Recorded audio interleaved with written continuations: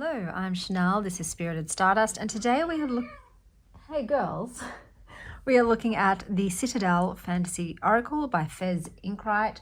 So this is a mass market deck now. So I paid $42 for the deck, and I think it was around $14 shipping. It was $56 Australian in total for me. So this is a 60 card deck about archetypes. So let's have a look. It says at the bottom, bonus guide for use with tabletop games from Liminal 11. So this one is a bit of an odd one where it pops out down the bottom and you slide them out. So that's the inside of the packaging. So it's a magnetic closure. So let's take a look at the book. So the book is in color. It is a matte paper. There's a quick reading guide. So you've got the card and it's just giving you a few keywords if you just want a quick rundown. There's a foreword talking about Dungeons and Dragons and making this deck. More words from the author about, I guess, the origin of the deck, your journey through the Citadel, how it works. So there's quite a lot of information here, and then you've got card meanings. So it tells you the name of the card, some keywords there. So there's upright meanings and reverse meanings and a full color picture of the card. So I'll just flip through. It's like that for every card. Okay, so at the back here, we've got gaming with it. So they're talking about Dungeons and Dragons. So how to build a location, the courts, the academy, how to build an encounter, how to build a character, in-game fortune telling, divination, and then spreads. So there are quite a lot of spreads, themed spreads for this, as you can see. And that is the guidebook, little chunky booklet. So these are the backs of the cards. As you can see, they are in an octahedron kind of style, as in they have 8 sides. I've already edged mine in red. It did come unedged, but I've edged mine in a red. The cardstock itself is what I will call a satin, but it's closer to matte in feel. It's quite thin and papery. The cards also have some copper foiling on the front with the title of the card and the keywords also on the front of the cards. So let's have a look. The aspirant with ambition, diligence, setbacks. So this is a limited color palette deck as well, as you can see, mostly with blacks, reds, white, and the copper foiling. The assassin, ruthlessness, conviction.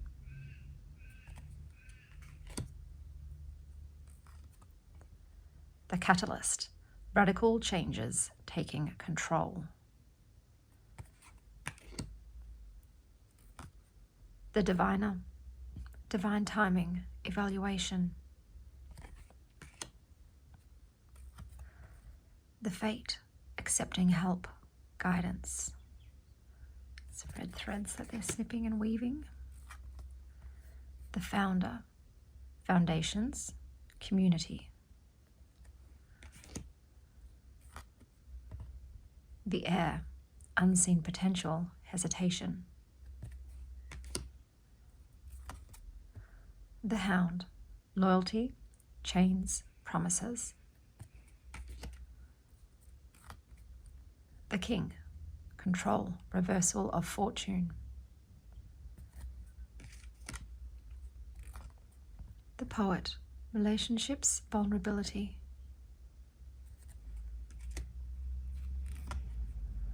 The queen, determination, sacrifice.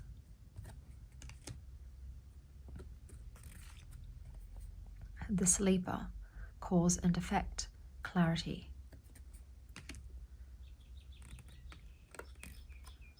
The spy master, knowledge, distrust. The waker, awareness, reflection. The wise one, tradition, order. The acolyte, new projects, learning. The alchemist, balance, invention, destruction, solve et coagula. The archer, biding your time, planning ahead.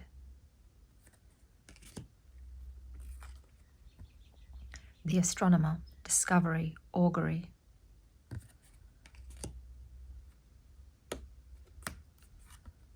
The captain, taking command, teamwork. The cartographer, a crossroads, exploration. The champion, achievement, downfall. The enchanter, deception, trickery. The guide, inheritance, correction. The orator, communication, confidence. The patron, mentorship, finances. The priest, perseverance, faith. The scholar, investigation, research. The sentinel, determination, certainty. The warrior, perfectionism, burnout. The botanist, parenthood, legacy. The forgotten, missed opportunities, fear of failure. The gambler, loss, risks. The hunter, superfootedness, predestination. The merchant, self-worth, trade. The miser, stubbornness, inflexibility. The muse, generosity, naivety. The pathless, difficult decisions, lack of direction. The pilgrim, opportunities, growth. The sailor, new influences, wanderlust. The shepherd, celebration, family. The smith, overthinking, taking action. The thief, seizing the moment, selfishness. The vengeance, overcoming slights, a choice. The walker, an unknown journey. The unknown, a journey. The adventurer, responsibility, expectations. The brawler, lack of empathy, confrontation, lex talionis. The chiromancer, delivering news and collaboration. The dancer, self-expression, strength. The herald, small regrets, longing. The mascari, hiding your true self, projection. The musician, inspiration, gratitude. The painter, productivity, creation. The puppeteer, explanations, apologies. The runaway, secrets, running from problems. The storyteller, viewpoints, control. The tailor, attention to detail, pride. The twins, self-protection, dual natures. The weaver, rediscovery and transition. the Witch, experimentation, rebellion.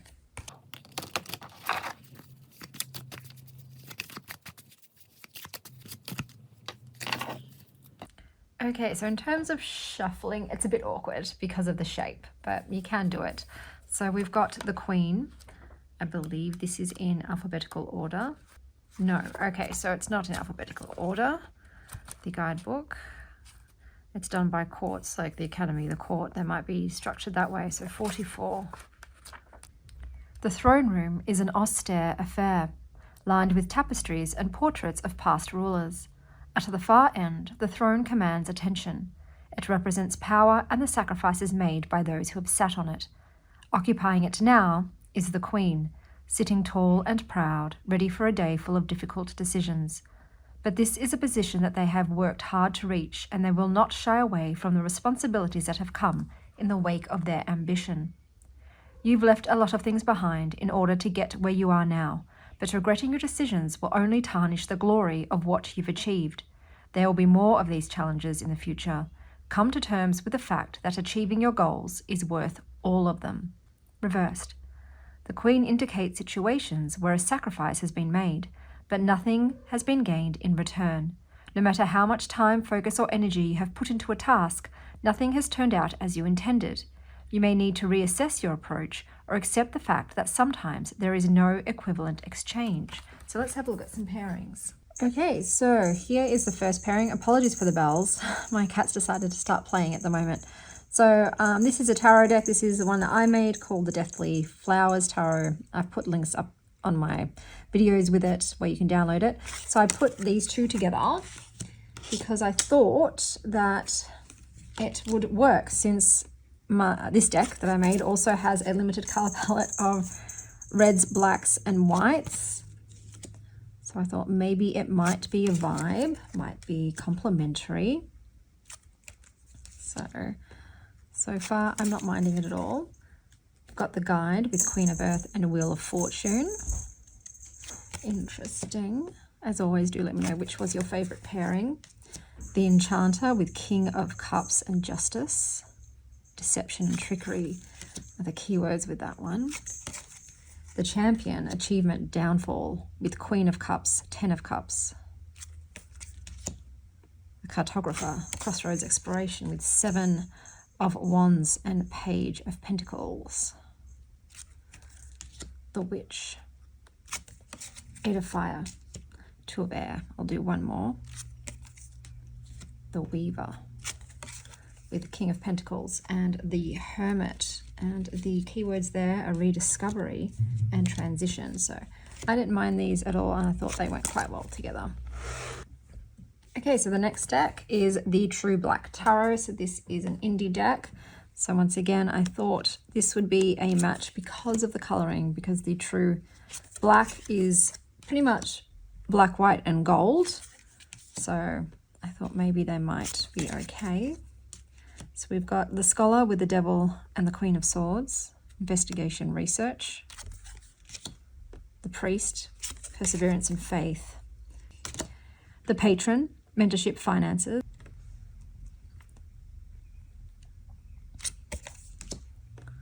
So, I don't know, I'm trying to think, does this go?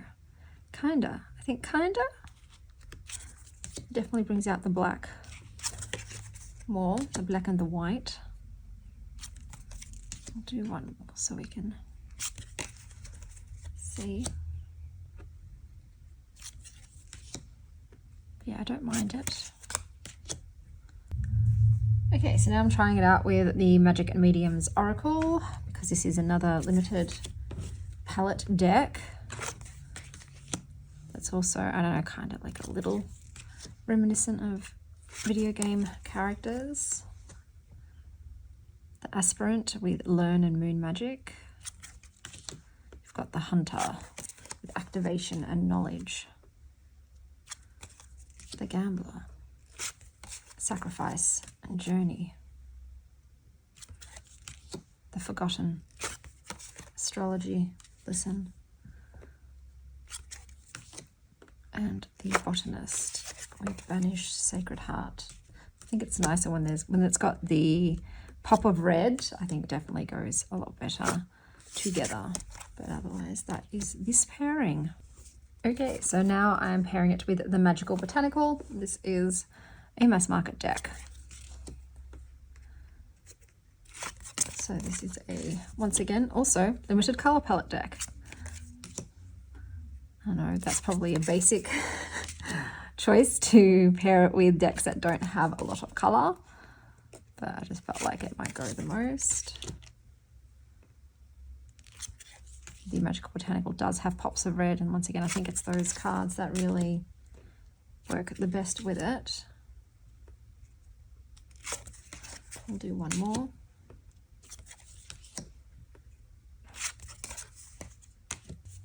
Okay, so now I'm pairing it with, this is the Green Glyphs Oracle. This might not work at all. The Green Glyphs is also a limited color palette, but it is completely different. It's got the foiling though, which I thought might be a little same, that maybe might pick up with each other, the foil and the foil. But it could just be just way too of a different color palette to vibe. Okay. So we've got the Herald, Small Regrets and Longing with Giant Tooth and Portal. Probably doesn't help you because these green glyph ones do not have keywords on them. But yeah, I don't think these ones are going that well.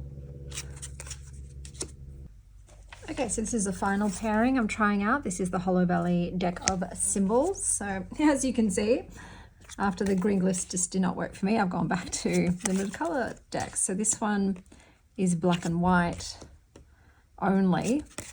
Maybe it's a bit too white for this deck, because now that I'm pairing them together, I can see that the Citadel deck actually isn't full white. It's a bit more of an eggshell.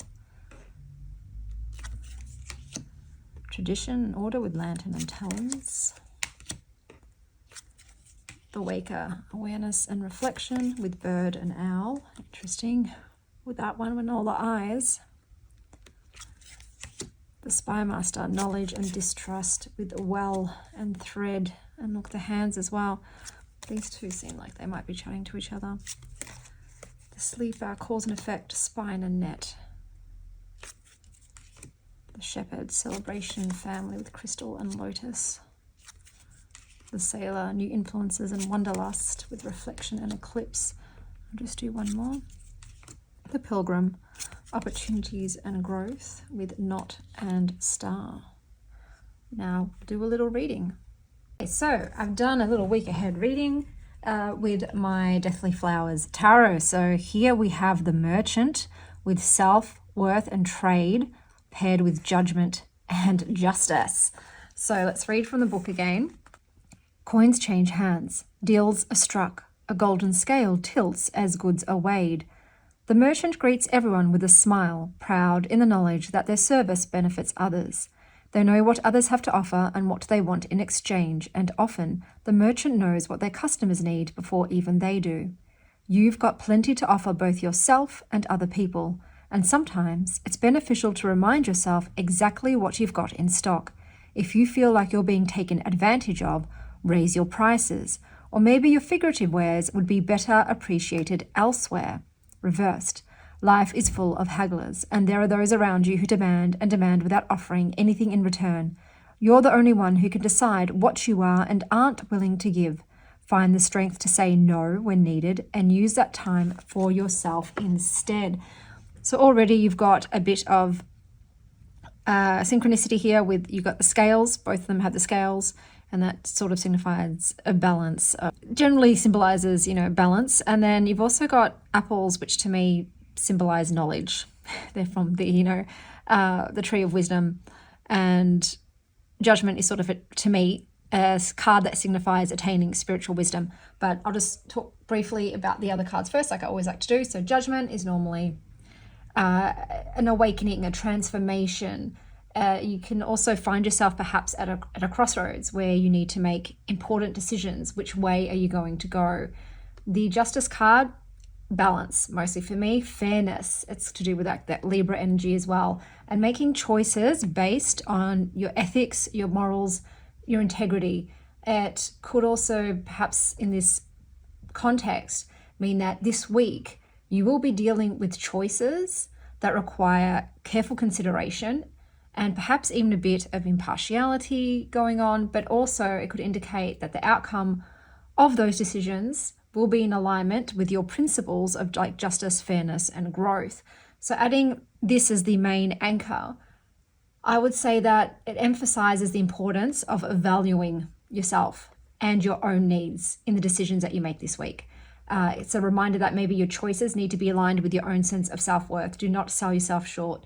Do not sell yourself short. Do not cheapen yourself for others. And this could involve standing up for yourself, asserting your boundaries, and making choices that prioritize your own well-being, like really coming into yourself and knowing who you are and what you stand for, and being a bit more measured in your interactions with others. You don't have to sell yourself to everybody that wants a piece of you. And to use your own knowledge, to use your own sense of, like I said, ethics and morality and fairness, and also your own perhaps spiritual insights and the lessons that you've learned along the way to determine who and who isn't worthy of your time this week. And to really prioritize yourself, you need to put yourself first and make those decisions based upon how is this serving me? What am I getting out of this? If it's not an equal exchange or it's not in your favor, not accepting the deal, not making the trade. So that is the week ahead spread. I hope that wherever you are having an exciting morning, afternoon, or evening. And as always, stay wild, star child.